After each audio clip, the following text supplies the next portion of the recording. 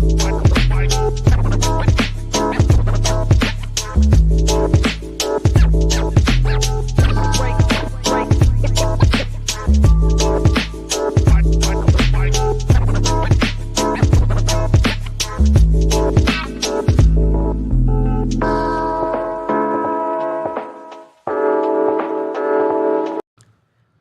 into the DNVR Rockies Podcast, brought to you by DraftKings Sportsbook.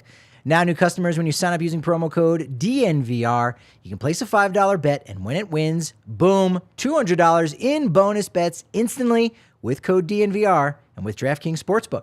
I'm your host, Patrick Lyons, and joining me today is my press box brother from FanSided, call to the pen, Kevin Henry. What's going on today, Kev? Patrick, always good to see you, brother. What a great day to be coming into work. Last night, so much fun. World Baseball Classic final. We'll talk about that. We've got some Rockies news to discuss. For some reason, they scheduled the World Baseball Classic final on the same day as Rockies, Padres, and Peoria, Arizona. How could they do that? I'm not sure they checked with the schedule makers. That's just all there is to it. No. Luckily, the game, I think, was far enough. You know, Rockies lost 14-2 to the Padres. Luckily, there was enough distance they can go, all right, I guess I'll turn off the Rockies game on the fictional channel that it was on. Oh, yes, you know, absolutely. Unless you're just listening to it in a dark room on KOA. Like, all right, now I will go over to the World Baseball Classic. We're also, we'll dip into our player previews. We had a good time doing that last year. Had a couple of predictions right. Yeah. Didn't you say Ryan McMahon was going to his first career triple? I did. Nailed it. You know, that's the mic drop moment for me for last year right there. That's a big one. That was a big one. They were talking about it in the clubhouse, you know, pretty much all season long because you nailed that. I mean, there was a lot of pressure on Mac. You could feel it. There was. You could. There was. Once you say it, it's going to happen. So stick around for what's going to happen for Ezequiel Tovar, as well as the entirety of the bullpen. Yeah. It's hard to kind of pick one guy out. Bard's obviously the dude as the closer, but Rockies have a sneaky good bullpen this year.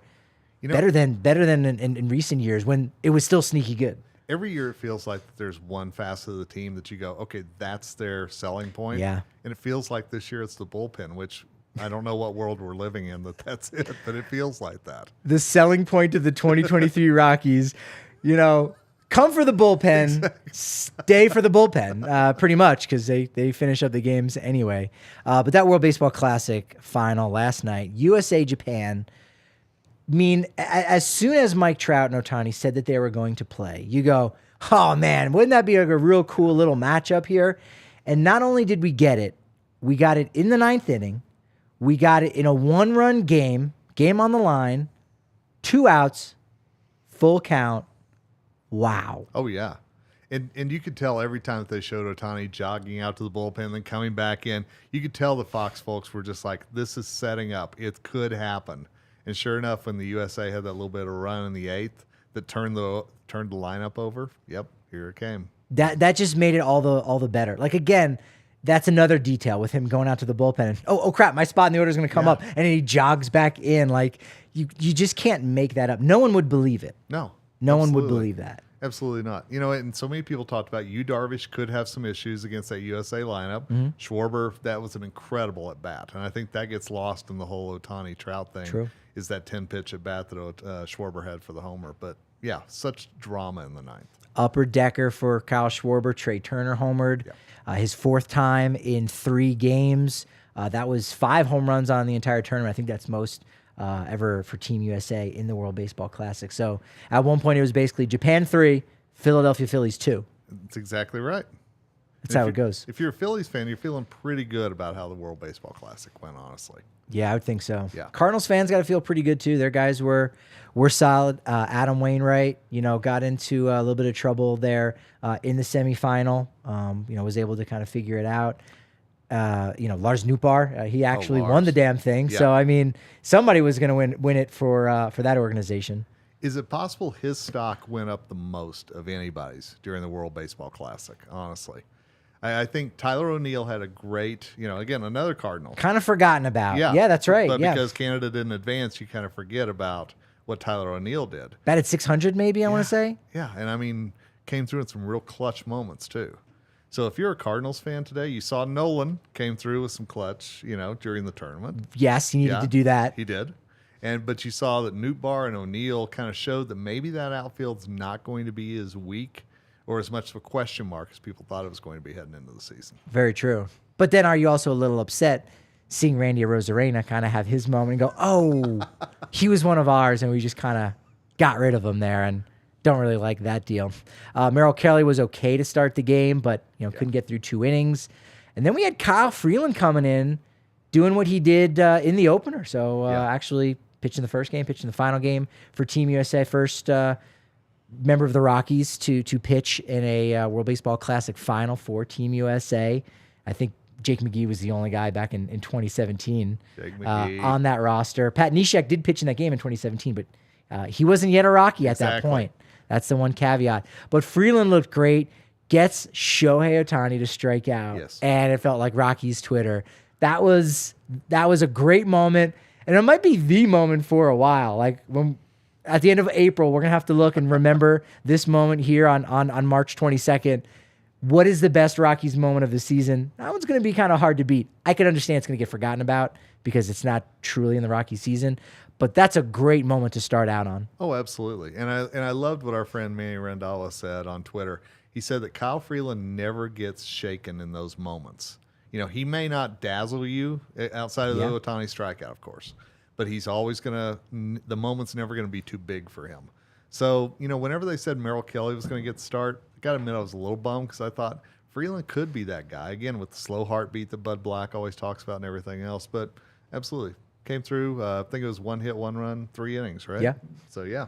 Yeah, he looked really solid. Walked 2, struck out 2. They're actually talking about his 2018 season, how good he was, and going into Wrigley Field in that National League wild card game and 7 innings, just holding the Cubs down. And then he, after he walked a batter, boom, double play to Arenado. And you go, oh, okay, that's the way it should be. Absolutely. And that 2018 wild card game could be the Rockies' calling card. You talked about the Freeland Ohtani strikeout.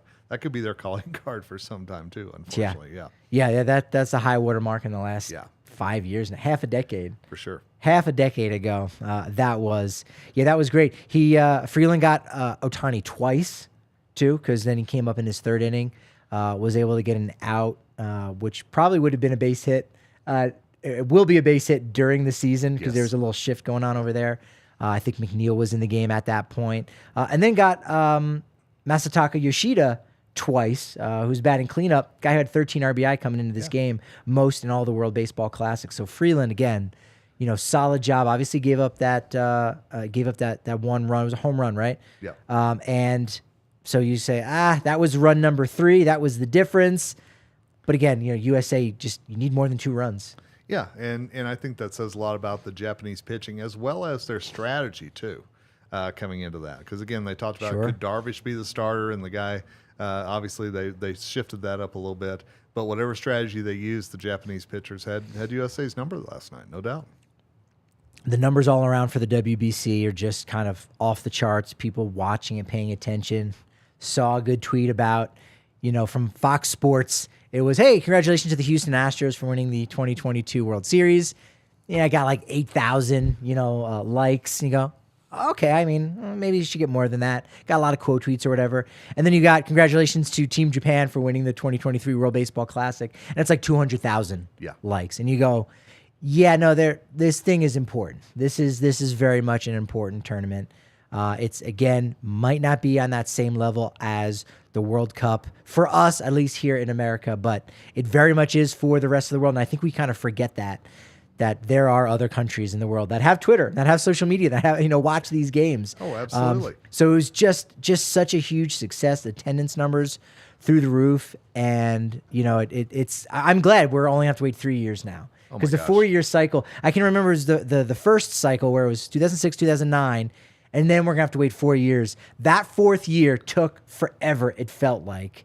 And I feel like it's almost too much time where you kind of forget. But 3 years might even be that sweet spot to do it, where it wasn't that long ago that you've forgotten about it, but it wasn't that recent. So 2026, it's going down. And think back to last night, you mentioned the World Cup, everything else. There's a statistic out there, and I'm trying to make sure I can find it from a verified source. Yeah. 97% of the Japanese televisions last night were tuned in for that 9th inning showdown. Wow. I mean, 97%. Can you imagine anything like that would actually draw our attention sports-wise here? I mean, the Super Bowl, how many people are watching the Super Bowl? Yeah. Do 97% of Americans watch the Super Bowl for the commercials for like 15 minutes? Yeah. At any point. It doesn't have to be at the same time. Right. I probably not. Yeah. I just think that says so much about the WBC. Yeah. And I'm really curious, 3 years from now, what will it look like? Will you have... Sure. It was a tremendous lineup. Pitching could have been improved, let's be honest. Will those star pitchers decide after the USA fell short this year, okay, yeah, I'll pitch next time? Because we didn't really see, outside of the Edwin Diaz, and that was post-game, right? But we didn't see any injuries pitching-wise, at least. True. Yeah. It's true. Yeah, 2030, I'm thinking about that one because that's the next one that is, involves the next CBA. Yeah. So does the tournament just look different altogether? Is it that 2-week break during what would normally be the All-Star break? Do you shift that? Do you maybe have something, postseason and like November, guys like their downtime, guys like their off season. But if it is the first 2 weeks of November or maybe the second and third week, you don't want to pull away from the World Series, or I don't think people are going to be, anticipating the World Baseball Classic that they're not paying attention to the World Series, but guys will, get a break for a month, 6 weeks, whatever it is, or they can even be, training. So they get a little bit of downtime, then do that in November. Maybe something like that works, and maybe that's a way to kind of, hamper down on the injuries. But anytime you're playing a sport, I mean, absolutely, the injuries are going to happen. And we've always heard that they will never move out of that late October slot because of the World Series. They want to make sure they get their TV viewership. Well, the TV viewers that came in for World Baseball Classic, I think that could be enough for them to say, okay, maybe we could do the World Series a little bit later into November if we had that break in the middle of the season. Yeah. Yeah. Yeah, that's true. I don't know if you want to do the World Baseball Classic after the regular season, before the postseason starts. Yeah, there's a lot of... It could get a little bit weird in that way, but if it just stays the way that it is right now, it's still absolutely great. I'm glad you brought up Edwin Diaz. We did put that out on Twitter at DNVR_Rockies about Edwin Diaz's injury and if that changes how people feel about the World Baseball Classic. And an overwhelming majority, 89% of folks said either the WBC is worth it or injuries happen. Yeah. That was it. You only had 5% saying end this or 6% saying find a better way, which if there's a better way, there's a better way. That's great. But also, let's not forget injuries do happen. So people are on board with this, baseball fans at least. Absolutely. And I think Rockies fans are probably that injuries happen thing, seeing what's happened with Bouchard, with Rogers, with so many others, this spring. So I think that it was an unfortunate incident. Was it enough? And Altuve's broken thumb, was that enough to overshadow the World Baseball Classic? I think last night said absolutely not. I was digging through some of the World Baseball Classic history. There is a history now. Like that's fun to kind of do, and looking at all the different ballparks in MLB that have hosted a stadium. I think we're up to like maybe 6 now. Miami has hosted every year except the first. Dodger Stadium had 2 finals in 2009, 2017. But then in the international ballparks is very interesting. How many ballparks do you think have had 20,000 or less, either internationally or nationally, that have hosted a game? You mean fan-wise, attendance-wise, 20,000? The ballpark capacity of 20,000 or less. Of course, most of them are going to be, if not all, international, right? Right. I'll go 2. Not bad. All right, so we've got 4 internationally. Okay. Taiwan has got a ballpark for 20,000 that hosted in 2013 and 2023. San Juan, Puerto Rico, here on Bythorn Stadium, hosted twice as 18,000 plus. Seoul, Korea, in the last World Baseball Classic, 16,000. And Zapopan, Mexico, last World Baseball Classic, 16,000. But I had forgotten, or maybe I didn't know, maybe I wasn't necessarily paying attention at that time. In 2013, Salt River Fields hosted a game. What? Yes. So that's only 11,000. Scottsdale, Salt River Fields hosted Italy versus Mexico. Only they were under 5,000 in attendance.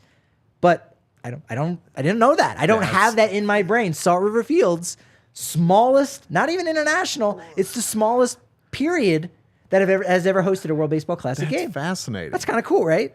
And how much does that say about the growth of Mexican baseball if there were under 5,000 there for that Salt River versus now? And is that the growth of Mexican baseball? Of course, our buddy Vinny Castillo part of that. Or is that just the growth in the World Baseball Classic and people acknowledging, this is a great event? Yeah, absolutely. That's a good question. There also was, you had Scottsdale Stadium hosting a game and Cracker Jack Stadium in Lake Buena Vista, Florida. So there's actually been 3 here in the U.S. that's been at a minor league ballpark size. So I don't think we'll have that happen again. No. Seeing as though, again, tickets were sold out through this whole thing. Oh, I think we jumped the shark 50,000. on that. Yeah. And if you move it to a different time, you move it to the summer, Coors Field be a great host site for the World Baseball Classic. Now, before Jose De Leon struck out 10 during the combined perfect game last week, there was one other player that had struck out 10 guys in a World Baseball Classic game. And I'm only asking you because you know this guy. I know this guy. Yes.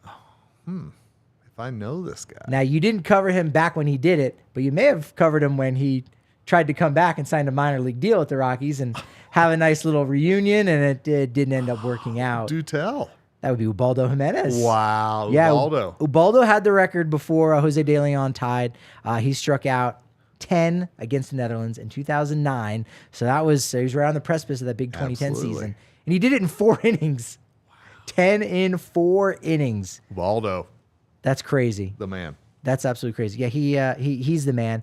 And we have to go see if we can get him in the bar. Friday, we're hoping to get someone from the 2007 World Series. We'll get it confirmed to tomorrow's show if they're going to be here at the DNVR bar on the corner of Colfax, New York, a spot where diehards, you get 15% off your entire tab. Food, drink, you name it, 15% off. You get 20% off all the gear and merch that we've got at DNVRlocker.com. If we're selling anything here, it's absolutely free. Also, again, you're the first to know about it in our Diehards Only Discord. We had a cool event yesterday during the World Baseball Classic when that was on with the American Raptors, wonderful rugby team here in Colorado. Gave away 50 Raptors beanies. It's pretty cool that we had that going on. You also get 20% off all the takeovers, party bus. April 29th, mark your calendar. Diamondbacks, Rockies. It's going to be exciting. Saturday night at the ballpark. Come hang out here. Bus will take you over to the ballpark. You even get a little voucher that you could spend on food or drink there. You can get a free shirt that we've got, brand new shirt, exclusive to those folks over at the Takeover. And again, because you're a diehard and that's where you get your ticket at DNVRlocker.com, you're going to get 20% off on that. You're also going to get a free 2-day trial if you go to rotowire.com/DNVR and take a look at all of their stuff behind the paywall. Whether you're playing fantasy baseball or you just want to get ready for the baseball season, they've got so many amazing tools, prospects, starting rotation, I'll let you know who's going in what role in the bullpen, who's got a closer's role, and how safe is that role in the bullpen. You might look and say, hey, Daniel Barter, should you be a little bit concerned about his performance in the World Baseball Classic? RotoWire is going to let you know about all 30 teams. They've got an Ask the Expert function, premium fantasy draft kits, custom start, sit, add, drop, you name it. It's unbelievable service. And again, it's a 2-day trial. You don't even have to use a credit card to access that. So no shenanigans of getting charged on day 3 for all those services. Nope, 2-day free trial for all of our listeners. Just head to rotowire.com/DNVR. And also, Kevin, I wanted to ask you a question here. Yeah. Don't be upset, but I need to know, are you swinging late on your fastball from your significant other and failing to make hard contact? You know, don't answer that. It's okay. Because fear not, because the ultimate manager of the year is Roman, not Bud Black, but Roman. Oh, wow. That's right. Roman is the digital health clinic for men, addressing a variety of those sensual health needs and offering genuine medication that helps achieve and maintain. That's it. Because the baseball season, just like your love life, is a marathon. I mean, hopefully your love life isn't a marathon, but it also shouldn't be a sprint. Roman offers a personal health experience on their website, ro.co/DNVR. Complete the questionnaire, get diagnosed by licensed physicians, receive free delivery with discreet packaging, ongoing care, so much more than that. To learn more about how you can achieve your personal sexual health goals, go to ro.co/DNVR to get 20% off your first order. That's ro.co/DNVR. All right. Gives a new meaning to the term curveballs. All right. We've Rockies news and notes. They did lose. Keep it together, Kevin. We're professionals here. Yes, of course we are. Yes. 14-2 loss. Jaden Hill in action. Looked solid against some big leaguers there for San Diego. 2 innings pitched, 2 hits, 1 run. It was earned. No walks, strikeout. Love to see Jaden Hill. We saw it from Gabriel Hughes the night before. These young guys getting an opportunity to play in these games, getting a little taste of the big leagues against big leaguers. It's great to also see them have the success that they've been having. Oh, absolutely. And I think if you're a Rockies fan, that these last 2 nights, that's been the 2 biggest takeaways, have been what did Hughes bring, what did Hill bring? And the fact that Hill came back, obviously came back from the injury. He's looking good. Hughes is living up to a lot of those, great things that we heard about him. Sure. Last 2 nights, forget the score, forget everything else. Just having those 2 things come out of it are impressive. Yeah, again, that's the future of the franchise. Yeah. The result of any spring training game for any team is not important, even in that season. But for the future of the franchise, Jaden Hill, Gabriel Hughes, really solid, looking good. Peter Lambert, not so much luck. No. We were actually talking before the show about, some roster projections. We're going to have something coming up on the website today, free for everybody at the DNVR.com, where you can get a feel for who's going to be on that third baseline at Petco Park on opening day, March 30th. And Peter Lambert, until it happens, I'm not going to believe it, but Peter Lambert could have a case, possibly as the long reliever for this team. If you want to get him on the major league roster, you still believe he's a starter, but you don't want to send him on the bus back down to Albuquerque. You say, you know what, let's do this in the big leagues. It wouldn't shock me, but until it happens, it's hard to kind of, I'm not going to say reinvent the wheel, but to make a suggestion like that when the Rockies don't typically make those kind of moves. And a lot of teams don't. They don't. And I think Connor Siebold is a little bit of the wild card here. He's actually done decently in spring. New guy coming in. He's got a little bit of experience in the majors. And I'm real curious to see what Bud does with that long reliever role for sure. Yeah, Jake Bird returned, made his spring debut. I was going back to look, and I'm like, okay, he hasn't pitched since. And I was like, oh, no, that's his oblique injury that he had was even before that first game. It was on February 20th, whatever it was. So it was good to see him kind of get back, have a good scoreless inning.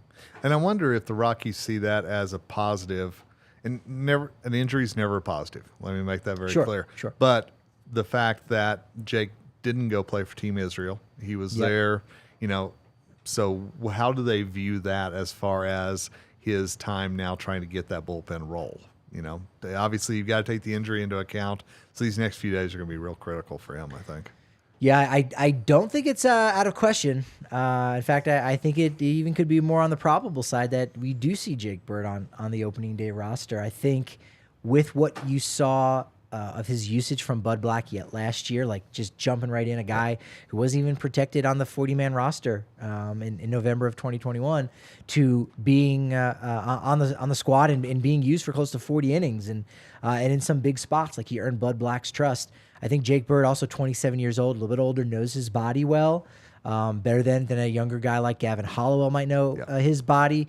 He's also had some injuries, some lower back stiffness, so he hasn't quite had the same inning. So you've got those 2 guys. I think I could see, Buddy and the team saying, you know what, we can go ahead and put Jake Bird on that opening day roster, even though he hasn't had the innings and build up, but protect him. It's almost like what you do with a Rule 5 draft pick, and you say, all right, well, we're going to stick you in the back of the bullpen and just use you in very specific spots to set you up for success, to get you those innings. I could see them doing that with Jake Bird and him having made the roster with, right now, only 1 inning pitch with about a week left in spring training. Well, what do we always hear from Buddy? We're going to need all of them whenever he talks about his bullpen. And Bud has become one of those guys that he figures out ways, like you said, to kind of categorize a guy over here.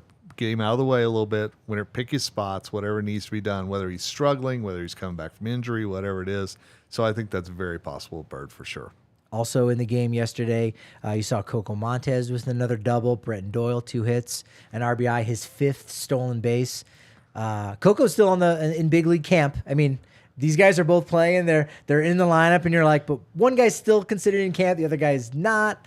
So Doyle did get reassigned to minor league camp. Didn't play much in AAA last year, but did look good during his time. We will undoubtedly see him at some point this year. Wouldn't even surprise me if he was even, like late April or May if let's say Grichuk isn't back on that timetable and someone gets hurt, or you just need a fresh set of legs and a fresh bat for the lineup. That could happen. But Coco Montes has been really impressive and has just been one of those guys. He's Alan Trejo of 2023, just overlooked, maybe underappreciated, but is saying, hey, I'm here. Acknowledge my presence. I'm pretty good. I don't just make great smoothies. I'm also a really good ball player as well. And I think one thing about the Rockies at the start of the year, you're exactly right. Grichuk's injury is going to set up so many dominoes. Wow. When he comes back, what does that mean for the rest of the roster? What does it mean for playing time? So whenever he comes back, I think that's when it's going to be really interesting to watch what this team does and how they handle that. We talked about that on Monday a little bit. When Grichuk comes back, there's only 4 players with minor league options, and 3 of the 4 guys you need. Bottom line, as far as position players go, Bird, if he's on the roster, Connor Siebold, those guys can obviously get option. But as far as the position players go, the odd man out, right? The last man standing, that you don't want to be the last man standing because that makes you a target, is Alan Trejo. Yep. And everything that he's done with Team Mexico, it was good to see him back in camp today, down in Scottsdale at Salt River Fields, back in action with the Rockies. Everything he's done in World Baseball Classic, he deserves regular playing time. He deserves to not be forgotten about. He deserves to not go back to AAA. You've got an article that's up today that has a little bit to do with an option that allows, the Rockies to have their cake and eat it too, and Alan Trejo to have that cake and to eat that cake too, perhaps. Perhaps. If you look at what has happened with Atlanta at shortstop the last couple of days, Sure. Vaughn Grissom will not get the starting assignment. They're going to hand it over to Arcia, who has decent numbers. But I'll tell you, if you look at their backup behind that, it falls off completely. So one of the things that I wrote this morning for Call of the Pen, as well as FanSided, was that perhaps Alan Trejo could be a trade candidate, especially coming off the WBC and how hot he was there. Could Atlanta make a move similar to the way that Sam Hilliard was dealt in a 1-for-1 deal in November to the Braves? You get some minor league pitching back for Alan Trejo. It opens up a roster spot. It gives Trejo a chance to pitch. Plus, it could net the Rocks some depth in the minor leagues as far as an arm goes. So I think that it's a move that makes sense. I also know how much the Rockies value Trejo, so Right. I don't know that it would ever happen. But I think it would be something that would at least give Trejo a chance while Grissom is down and Shoemaker down in the minor leagues to prove, I can be a major league shortstop and make a difference on a team that is very likely headed to the postseason. The Rockies, I think, very much worry about public perception. I think that's one of the reasons why they signed Jerks and Profar, because with so many of their notable names, on the IL and starting the season injured or out for the year, they're worried about 100 losses. They're worried about not having enough of those guys there. Trading Alan Trejo before the season starts, you go, oh, that's not good for your image, but at the same time, it's not a major deal. And again, No. I think that's not something that would make people, irate. It will make some irate, right? You go, hey, man, this guy was really good. He deserves an opportunity. But the Rockies have kind of shown like there's only so many spots. If McMahon's playing second base, you go, that would be a good spot for Alan Trejo, or maybe Trejo can slide over to third base, but Montero's there. And again, two guys that you're tied to for the next 5 seasons or so. So there really aren't many options for Alan Trejo to begin with. No, there really aren't. And if you look, you mentioned Montez, there is some depth at middle infield. You got Harold Castro as well, who could conceivably contribute there as well. There's some options that the Rockies already have if they wanted to explore some kind of a trade like this. And again, you sent Sam Hilliard away. Obviously he needed a change of scenery, and it sounds like he's in the role for that the line for that 4th outfielder spot in Atlanta. So good for him. That's fantastic. But he needed somewhere to prove that he had the talents, and I think after the WBC, this is the hot time to do that if you're going to do it with Trejo. Kevin, I don't know how your golf swing is, but do you find yourself in the rough? And we're not going there. We're talking about Pins and Aces. This is an okay one. This is a PG thing. You don't have to have the kids leave the room. No, Pins and Aces is the official golf company of DNVR. It's a Colorado company, family-owned business. We love what they're able to do. We've partnered with them. So now if you use code DNVR, even if you're not a diehard, even if you just enjoy the podcast or watch us on the DNVR Sports channel on YouTube, you can use code DNVR and you're going to get 15% off your first order. You're going to get free shipping at Pins and Aces. They've got some Rockies style merchandise. They've got all the different colorways of the teams in town. It looks amazing. They've got a really cool beer sleeve as well, where it looks like it's like a club, but really you've got 6 or 7 cans of Breck Brew in there. Maybe you've got some of their hard seltzer, whatever it may be. It'll keep it cool until you get to the 19th hole. It's very innovative. They've got bags. They've got hats, polos, you name it. It's amazing. It's Pins and Aces. And again, use promo code DNVR for 15% off your first order. That comes with free shipping. Speaking of Breck Brew, they've got the ultimate game day giveaway. They've already done it for an Avs game, and we are in the final week here. Not too many more opportunities for you to head over to thednvr.com/Breck Sweeps. Final week for this. It's an amazing experience that some of you are going to be able to get to enjoy over at Ball Arena. Nuggets, Pelicans, we're talking VIP tickets, Lexus Club access, parking. Kev, I mean, you're of a certain age too, like myself, where that parking is clutch to any event. Absolutely it is. Any event, it's amazing. And of course, you're going to get some free DNVR merch. So your courtside fit's going to look amazing because you're going to be sitting row 2. Seriously, this is a giveaway. This is free.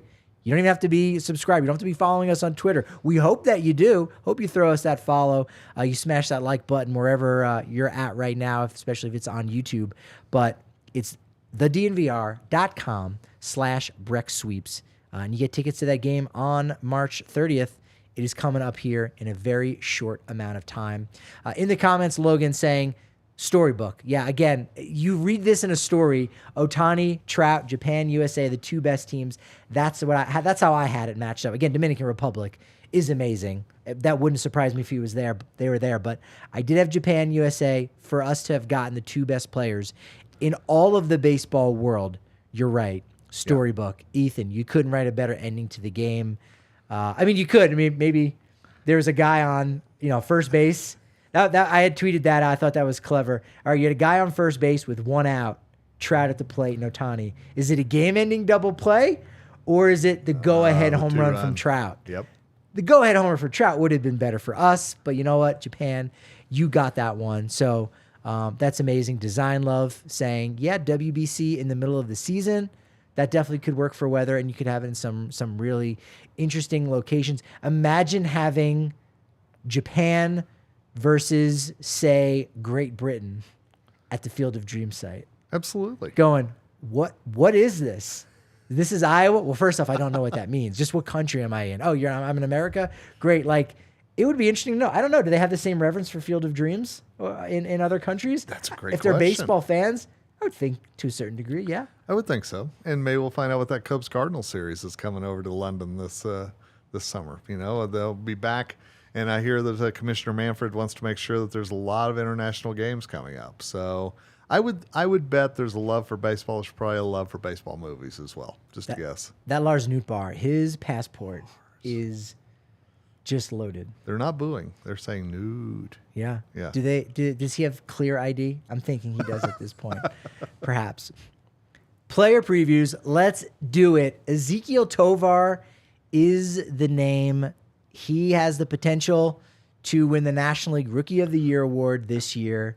He's got potential to be a Gold Glove nominee. We know it's hard to actually win the award in your first year, but could be a potential nominee. 21 years old. There's a lot to say about Ezequiel Tovar and his potential, not just in the future with this organization, but just in 2023 right here for the Rockies. And I think, at spring training, we asked Bud Black a lot about Tovar, about this young group coming in. And one thing that he said about Tovar, it was he's not variable, he's steady. There's consistency to the human being, and that's comforting to us. And I think that right there, let's be honest, Bud loves his veterans. Yeah. So he doesn't really praise the young guys over the top too much. You get the feeling with Tovar that he sees a guy who is beyond his years. on the dime, or at least on his driver's license. And so I think that that's very comforting for Bud, knowing if I'm going to put him out there at opening day shortstop, I'm not going to have to worry about what's coming next. And of course, they got a little taste of that last year.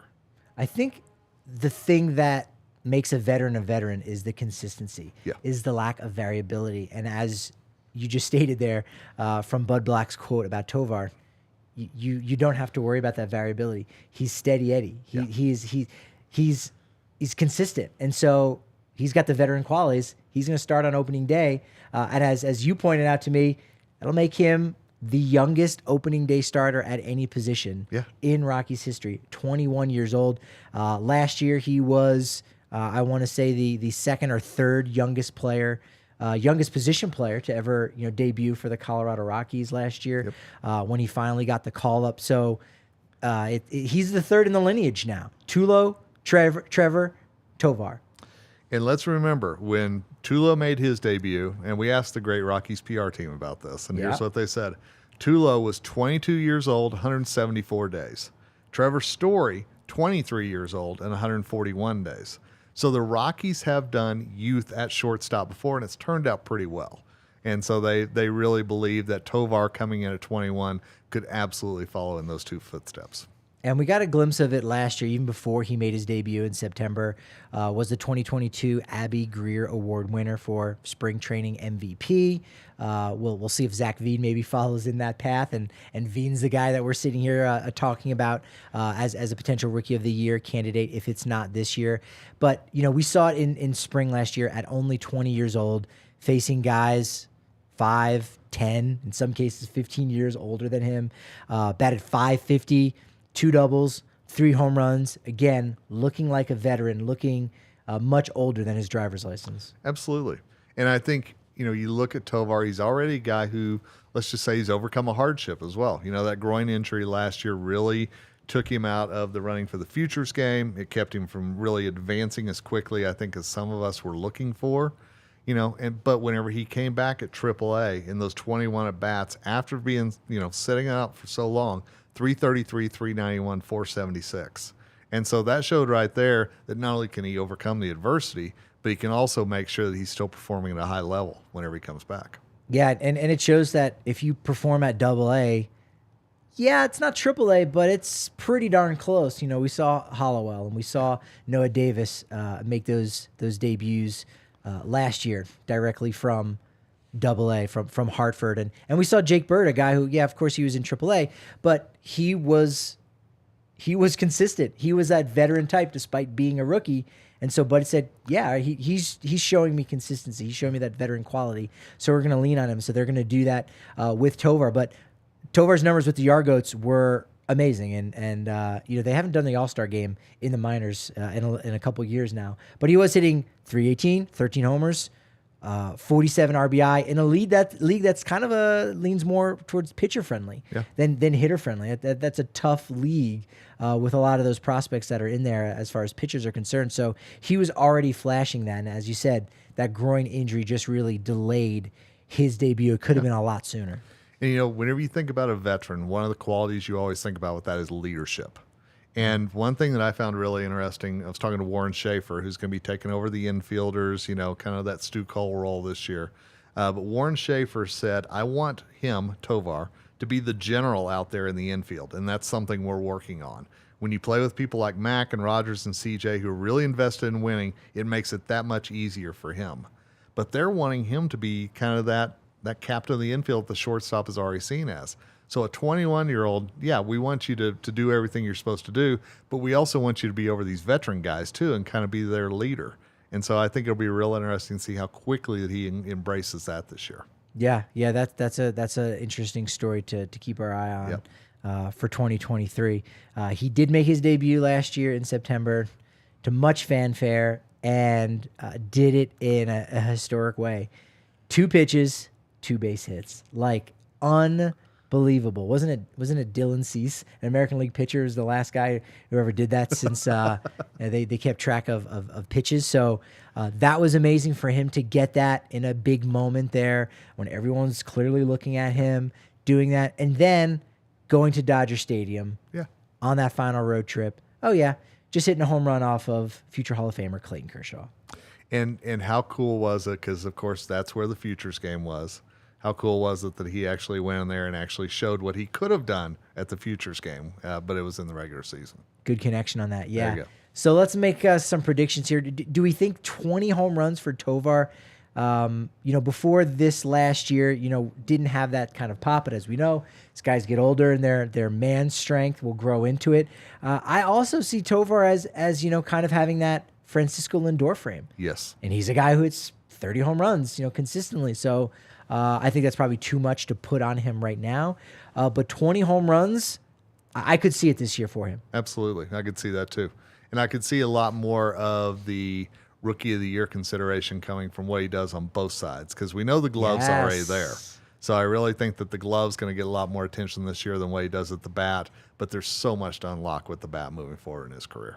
I'm going to take the non-bold move and just say he'll be a top 3 candidate in the NL. I think he'll be a finalist. Absolutely.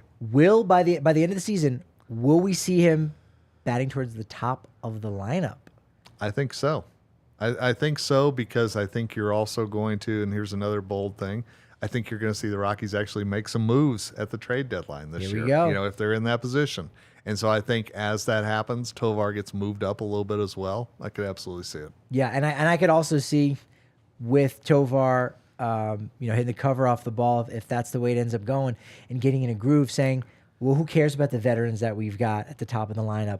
Let's make room for this kid. And someone who's batting second or what have you, you're going to slide down to 5th or 6th, and everyone bumps down because you don't want to impede that growth. And there's going to be a lot of growth, maybe some growing pains. But again, this is a special talent, Ezequiel Tovar in 2023. I'm excited. And I think Rockies fans will take those growing pains, knowing that this is the guy who's going to be there for a while. This is going to be one of the cornerstones of the franchise moving forward. And so this year, those growing pains, if they happen, I think Rockies fans will be okay with it. Bullpen. Let's jump into the bullpen right now. They're sneaky good. Yeah. They've got a lot of veteran presences, if you will, in the bullpen. Not really sure where to start, because you go Daniel Bard, one of the best seasons for a Rockies reliever in history. If you crunch the numbers, Rex Brothers was like really dominant for a period of time. But across the board, Daniel Bard just dominated. And you add 3 really good relievers in Brad Hand, Brent Suter, Pierce Johnson, and you've got Justin Lawrence coming back. You've got Dinelson Lamet, which was a great pickup mid-season last year. And you say, you know what? The bullpen, that might be one of the strengths of this team in 2023. Well, and the interesting thing is if Ty Block is part of that bullpen, you've got a lot of pitchers in there who are veteran guys who are in their 30s, and it wasn't that long ago that we had the young kids coming in, for the Rockies bullpen. That's not going to be the way this year. I mean, if it falls out as it could, projected wise, Connor Siebold could be the youngest of all their relievers. And again, a guy who's already got major league experience. So I think that Johnson, Suter, I think that's going to be a real interesting pickup, and I think one that's going to be looked back on as one that went under the radar quite a bit too. And we're talking about multiple lefties here in this bullpen, which you thought might become an impossibility once Lucas Gilbreth went on the shelf, which was disappointing to see. Riley Pint, we don't know what we're going to get from him maybe later in the year, but just right now where it starts on opening day, really solid. Where Daniel Bard's closing out games. I think he's 6th in all of MLB in saves since 2020, since he came back. So he's really established himself as one of the top closers in the game. Obviously, there's been some concern. I don't have any. I understand the conversation around Bard's performance in the World Baseball Classic. But we saw that a little bit in 2021, where he had those some erratic moments where you go, all right, this guy is a good closer, maybe not a great one, and then he rebounded to have his 2022. It's not beyond the pale to think that Bard isn't going to have another one of those dominant seasons, even at age 37, for the Rockies this year. Absolutely. I think that was the World Baseball Classic. I think you're going to charge it up to adrenaline. You're going to chalk it up to a lot of different things. But I think that was a very isolated incident. I don't see that being something that you worry about as the season goes along. Dinelson Lamet is a guy that doesn't have closer experience, but I very much could see him filling into that closer role. Before that Dodgers series where he got hit around a little bit right at the end of the season, he was pretty dominant. He had a 3 ERA on the nose, and in his 18 innings, first 18 innings with the Rockies, 25 strikeouts. And he was kind of working through some injury things. That was something that, Buddy said a lot when they had first acquired him, like, you know what, maybe we'll stretch him back out to be a starter. We'll figure it out. But they've got him this year at like $5 million was the deal they agreed to in his final year before free agency. Dinelson Lamet is something to behold. I think you really have two high-end, high-leverage receivers in the Rockies bullpen to hold on and secure some of those close ball games. I agree. And, and one thing you and I both heard last year in the locker room was how much that Carlos Estevez and Bard got to be that great 8-9 and really got confident in each other. So who's going to be that guy that Bard is confident in this year? And I think it's going to be Pierce, and I think Lamet is another option as well. So I think Johnson or Lamet, either one of those guys could be a really strong 8th-inning guy to hand it over to Bard or fill in if Bard's not available that night. Pierce Johnson, another Colorado kid coming over, also on a 1-year deal. I think he's got to, improve some of his value. He had a 5 ERA last year. Also was hurt a little bit. That's been an unfortunate part of his story. But he had success with San Diego before 2022. Is a good guy for the clubhouse. Real good personality, which is nice to see. But again, he's a guy that you don't even need to rely on necessarily in the 8th because you've got Dinelson Lamet potentially as one of those guys. You've got a guy like Brad Hand who has some closer experience and was, a sneaky good signing late in spring. We saw Will Smith kind of do a similar deal as a left-hander, but Brad Hand, 3.62 career ERA.